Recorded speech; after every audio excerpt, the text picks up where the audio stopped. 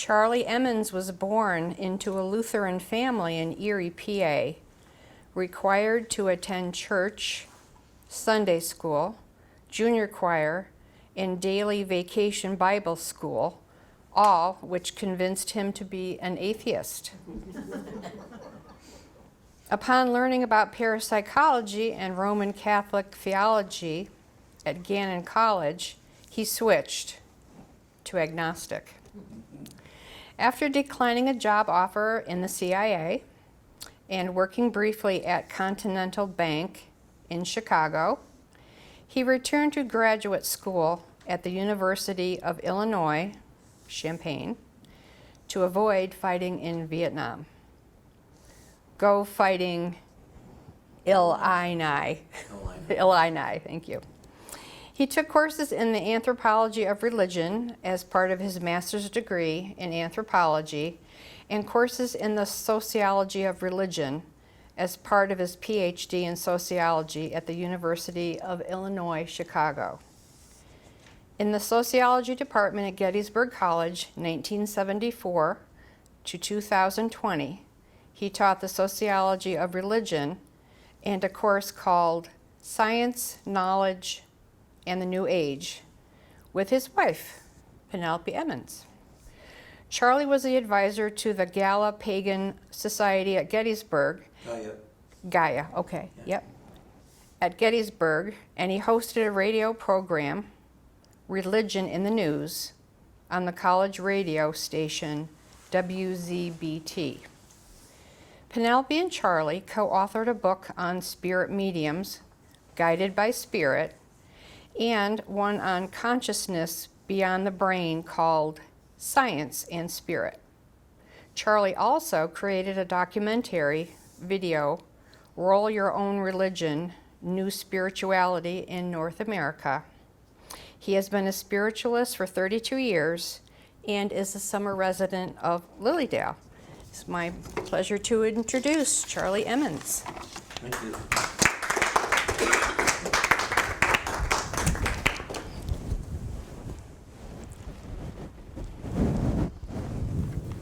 Okay. See if I can not trip on anything here. Okay? All right. Thank you, Lori. Hi, everybody. The last 2 weeks, Mark Thomas and Lucinda Wilson have talked to us about synchronicities as meaningful coincidences. Synchronicities are two or more things that are apparently not causally connected, but reveal some deeper meaning. We should pay attention to them, as Lucinda did when her series of synchronicities helped her discover things about her Korean roots. As they said, the concept of synchronicity was coined by Carl Jung, that was in the 1920s. Syn, S-Y-N, is Greek for with or together. Chron, C-H-R-O-N, is Greek for time. So these are things that they come together, but they mean something together, or they appear around the same time, but it's acausal. He called it an acausal connection. There's no clear scientific, logical reason why they came together. You can't explain scientifically how they came together. But they mean something.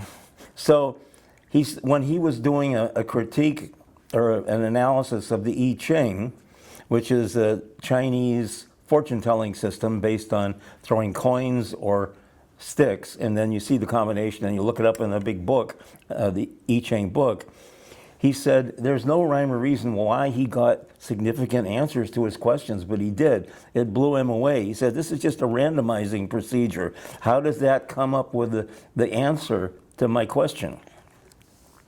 Well, traditional Chinese would not be surprised, because they were not limited by they studied Western science for a long time, don't get me wrong, but they were not limited by Western materialist science that expects everything to have a rational cause and effect, like Newtonian physics. A causes B, this pool ball hits that pool ball and it goes off in a direction based on the angle. When people say, I don't believe in coincidences, I always wonder what exactly they mean. But it sounds to me like they're saying everything has a scientific causal explanation. So nothing happens just by chance. But guess what? Quantum physics, which is fully accepted in Western science, even though it's an odd part of Western science, reveals that particles can influence each other at a distance. Even be in two places at once. In the lab, it's been shown a photon can be in two places at once, which makes no blooming sense in science as we usually know it. Einstein said he was troubled by quantum physics, which he called spooky influence at a distance. Most paranormal or spiritual phenomena are like that, and can be called synchronicities in the general sense of the term. So, as Mark was saying, if somebody calls and you know who it is before you answer the phone, if that happens to you a lot, then you got synchronicity going on there. There's no reason why you should know who's calling. Talking to dead people certainly fits the definition of spooky influence at a distance. Mainstream science, if you believe in stuff like that, they're liable to say that you are doing magical thinking, which is not a compliment. Jung's book on synchronicity came out in 1960, a year before he died. And in 1993, James Redfield's novel, The Celestine Prophecy, did a lot to popularize synchronicity in New Age thought. I recommend Dean Radin's book, 2018 book, Real Magic, R-A-D-I-N, Dean Radin, in which he talks about the magical effect of synchronicity and related paranormal phenomena like telepathy and remote viewing. He has another book coming out in October called The Science of Magic. He's a very clever guy. This should be really good. We probably all had some interesting synchronicities in our lives, but I was a late bloomer spiritually, and it took me a while to have eyes to see, as I think Lucinda said. Some coincidences are apparently meaningless. Let me give you a meaningless example. I was driving through the Gettysburg area one time, and I heard on the radio a discussion of a gam of whales, a group of whales called a gam. Just as I passed a sign that was an ad for gam printing, not meaning whales, but it was gam printing, gam. I thought, oh, that's funny, but that doesn't mean a thing. I think that's just a meaningless coincidence. But suppose I had been contemplating writing a book about whales, and that happened to me. I probably would have said, oh, it's a sign, gam printing, get it? Gam of whales, I think I better write that book. So it's all context dependent, and who's it for? Maybe the guy driving behind me was going to write a book on whales. So the first wake-up call I had to synchronicity, I didn't think of it as anything spiritual. I thought maybe it was something paranormal at the time, was the number 420 kept coming up in my life. Those people in the back row snickering, this is before 420 meant a marijuana violation in police lingo. My house number, 420 Beech Grove Drive. My locker at school was number 420. One of my best friends lived at 420 California Drive. We played poker on the weekends, a bunch of us, at somebody's aunt's house so we could avoid, being observed while we're gambling. So we were at her house, 420 Peach Street in downtown Erie. I had a bunch of friends at Indiana University. Is that a synchronicity, Mark? They mentioned Indiana University today. Yeah. Okay. Bad subject today. So I had a bunch of friends from the Philippines at Indiana University in the summer of 1964, and they all stayed at 420 Woodlawn. Big check numbers, important check numbers, 420. The only time I was ever able to afford to buy a new car for cash was in 1967 when I bought a brand new Oldsmobile for $2,000. And the check was number 420. Shortly after we got married, Penelope and I decided to go to a potter to get some dishes. Has nothing to do with potter, okay. Go to a potter to buy these dishes, and it was not a standard set. You know, you'd pick the pattern and then decide how much you want of each thing, and then they would make it. By the time we were all done, the total cost, including tax, was exactly $420.00, and I paid for it with check number 420. That was the next one in the book. I think that's some kind of a sign, right, Penelope? Well, I didn't know what to think about this, and I thought I would ask J.B. Ryan. I had worked with J.B. Ryan on a dice experiment before, and he was coming to Erie, Pennsylvania to give a talk. And I thought I would ask him about this 420 thing. And he was giving a talk downtown in the professional building. I didn't know exactly where, but I went and I was ready to ask him this. And there was a sign in the lobby, J.B. Ryan speaking in room 420. Yes. Okay, I asked him about it, and he said, well, the old numerologist would ask you, when's your birthday? I had never thought of it. I was born the 20th day of November in 1942, 420 maybe? Yeah. That's exactly the same day that Joe Biden was born.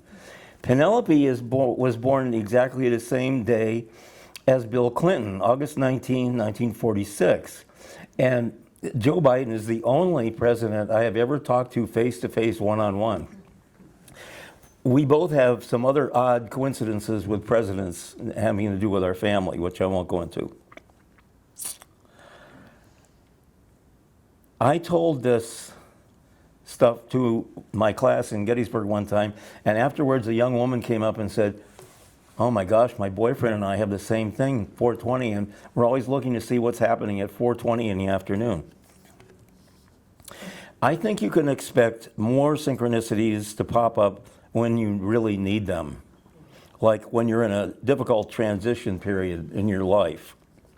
This happened to me when I was having a spiritual transformation from 1993 to 1996. My mother died, my father died, my godmother, who was very important to me, died. I got divorced, I was on sabbatical, I was in a very big turmoil period. One of the synchronicities that happened to me during this time, I was watching TV with my dad about a year before he died, and I said, you know, Dad, I'm thinking of going to the Gannon basketball game, but if I'm going to go, I probably should leave about now. And right after I said that, the next thing out of the TV comes, go to the basketball game. It was part of a Mystery Science Theater 3000 wise comment, and I said, Dad, did you hear that? I said, I guess I'm going to the basketball game. So I went to the game, and when I was there, about where Lori is sitting, about that far away, there was a guy who had a heart attack. And I've never seen anything like that before. And the medics came around and the equipment, they didn't dare move him. I had been taking a healing class at the Spiritualist Church, and I was sitting there surreptitiously going like this, trying to help the healing. And I wondered, was I supposed to go to this game to help with the healing or get practice with healing? Another one, I would hear, after she died, I would hear my mother's voice in my left ear. Now, I don't hear that anymore, but I get thoughts. As John White said, spirits think at you. So I get the thoughts, but I don't hear it anymore. But I was running in my dad's neighborhood, and I heard, watch out, from my mother. And just a second or two later, a kid on a bicycle came from my right and did a U-turn right into me and stopped. I didn't get hurt, you know. I thought, oh my gosh, she told me about this. Then I turned the corner, and a couple of minutes later, I heard it again, watch out. and this little kid on a tricycle did the same maneuver from the right and did a U-turn into me. Now, I don't ever remember that happening in my whole life, but here it happened twice in about 5 minutes. And the synchronicity is the hearing the message. You know, so I think, see, I need a lot of evidence because I'm very skeptical. So I think I got the double whammy there. Another time I was running, and I asked my mom, "Mom, is it true after you die, do you still live on as a spirit?" Now think of the irony. I'm asking a spirit if there's such a thing as a spirit. And what I heard was, "No, we're all dead over here." And it was not my mother's voice. I figured out it was my Aunt Mary, and that's the kind of sarcasm that she would have. But I was not amused, and I said, "I want to speak to my mother." And she said, "Oh, she's in the other room playing the harp." Now, that's not evidential. I could have made that up in my head. But the bicycle thing, no, I couldn't have. I also have what I call my psychic finder. I ask my mom to help me find things. And this has happened many times, and it doesn't always work, but maybe 50% of the time. And sometimes they just don't recognize the message, and I realize later, oh, that's what was meant. Anyway, we couldn't find the scissors in our cottage here. And I said, "Mom, where are the scissors?" And she didn't tell me directly. She told me what to do. She said, "Walk out in the road, look back at the house." And when I did, I saw the scissors under the front porch. How in the world they got there, I have no idea. I also helped a student from Malawi in East Africa at Gettysburg College. He couldn't find his green card, and he was just so upset. He had looked everywhere, and he was going to have to pay more money and spend more time that he didn't have, change his flight. And he was standing there, and the secretary in the department said to me, "Charlie, use your psychic finder to find Alan's green card." And before I even had a chance to ask, I got a picture, and I saw a desk in his room and 2 drawers down, and then a third of the way inside that drawer, I said, "I think that's where your green card is." That's where it was. He found it. And to be able to help somebody, that's the really zinger thing. I mean, it's amazing to me that these things happen, but to be able to help somebody, that's what really, really matters. So nowadays, I'm more stable, and I get fewer synchronicities, but I still get them, especially in Lilydale. The other day, in a deserted street after season, I was talking to somebody about someone, and I hadn't seen her for a long time, and golf cart coming around the corner, that's her. But that's typical. It happens, stuff like that happens all the time in Lilydale. Bottom line is that synchronicities can help reassure us that the universe is a friendly place. That's what Einstein said, that one of the big question was, do you think the universe is a friendly place? Well, whether you believe in God or not, somebody up there likes me, even if it's only my mother. Thank you.